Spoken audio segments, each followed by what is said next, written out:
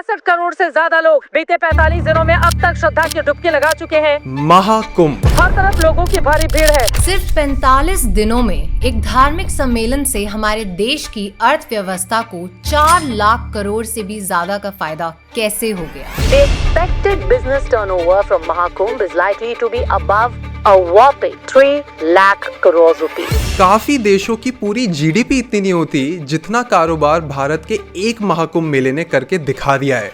America की कुल आबादी से भी 2 गुना ज्यादा यानी 60 करोड़ से भी ज्यादा भक्त महाकुंभ मेले के इस अवसर पर प्रयागराज पहुँचे। 66 करोड़ 30 लाख लोगों ने स्नान कर लिया है इस 45 दिन के महाकुंभ में। पर 144 सालों में एक बार आने वाला ये महोत्सव भारत और हिंदुत्व के गौरव का सबसे बड़ा प्रतीक ही नहीं बल्कि पूरे दशक की सबसे बड़ी बिजनेस अपॉर्चुनिटी भी थी। यहाँ पर तमाम लोग रोजगार भी पा रहे हैं और कुछ लोग ऐसे भी हैं जो बिना इन्वेस्टमेंट के भी रोजगार पा रहे हैं। पैसा तो चाव के एकदम कमा रहे हैं भैया जी।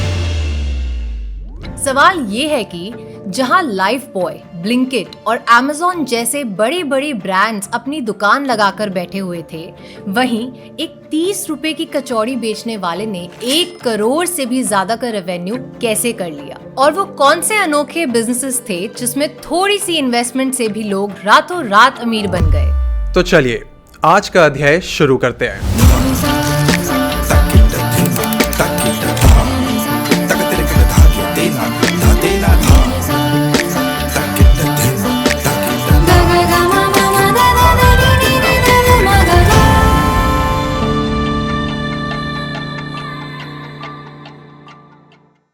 किसी भी बिजनेस में 1 करोड़ रुपए कमाने के 2 तरीके होते हैं।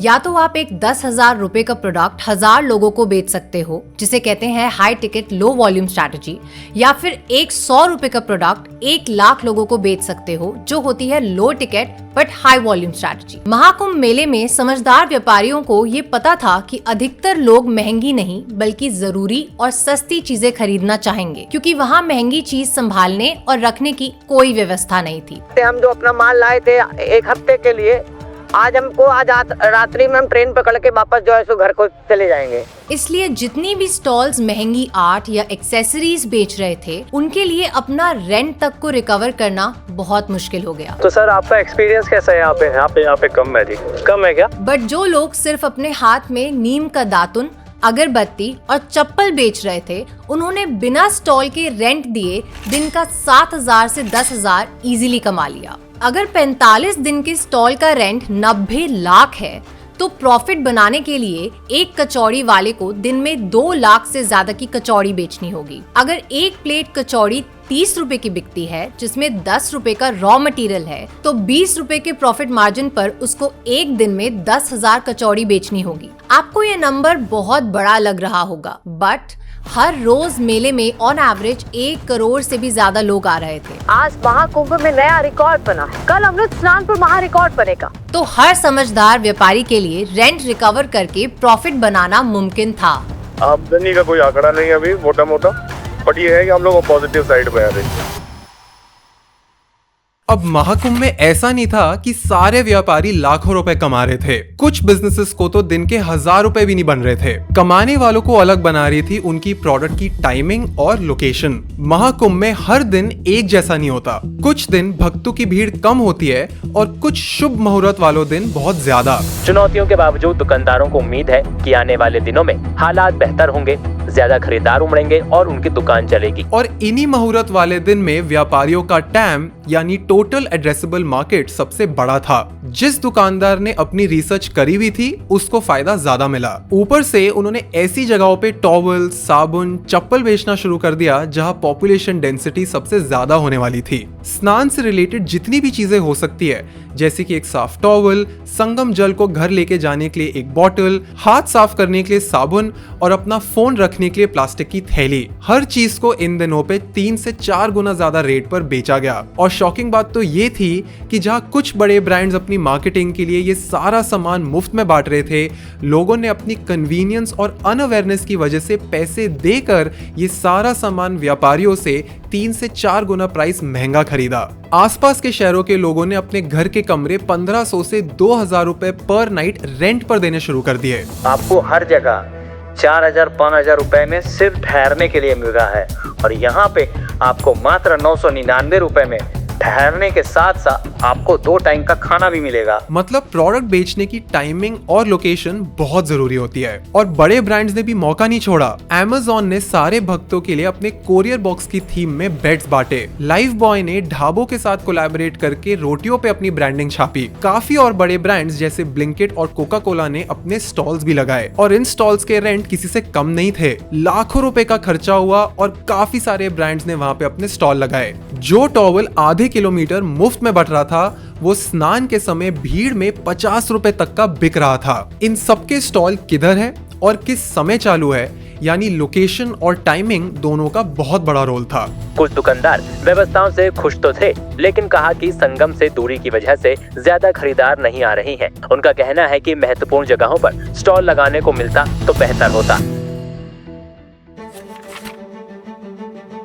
महाकुंभ में काफी नए बिजनेस आइडियाज का भी जन्म हुआ। इनमें से एक बिजनेस आइडिया था डिजिटल स्नान का। 144 साल में एक बार आने वाले महाकुंभ में कौन स्नान करना नहीं चाहेगा, पर अनफॉर्चुनेटली ये सबके लिए संभव नहीं था। इस फियर ऑफ मिसिंग आउट यानी फोमो को एक आदमी ने बिजनेस अपॉर्चुनिटी में कन्वर्ट कर दिया। उसने ऑन द स्पॉट मेले में एक स्टार्टअप शुरू किया, जिसमें आपको उन्हें अपनी फोटो व्हाट्सएप करनी है और 1100 रुपए यूपीआई करने हैं। फिर ये आदमी आपकी फोटो का प्रिंट आउट निकालेंगे और उसको संगम नदी में स्नान कराएंगे। इसको उन्होंने डिजिटल स्नान का नाम दिया। फिर आया VR दर्शन और VR स्नान। इस कंपनी ने वर्चुअल रियलिटी का इस्तेमाल करके घर बैठे ही महाकुंभ का अनुभव लेने वाले VR पैकेजेस ऑफर किए। इनमें भी अलग अलग प्राइस पॉइंट्स के पैकेजेस थे, जिसमें एक VR बॉक्स, संगम जल, नहाने का सामान और वर्चुअल टूर सब इंक्लूडेड था। इनफैक्ट यूपी सरकार ने मेले में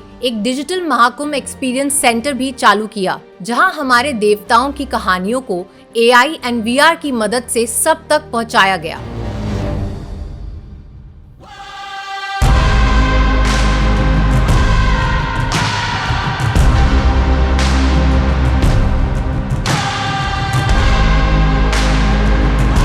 ऑनलाइन स्टोर्स पर संगम जल बिकने लग गया। भीड़ में काफी लोग चार्जिंग के लिए पावर बैंक रेंट पर देने लग गए।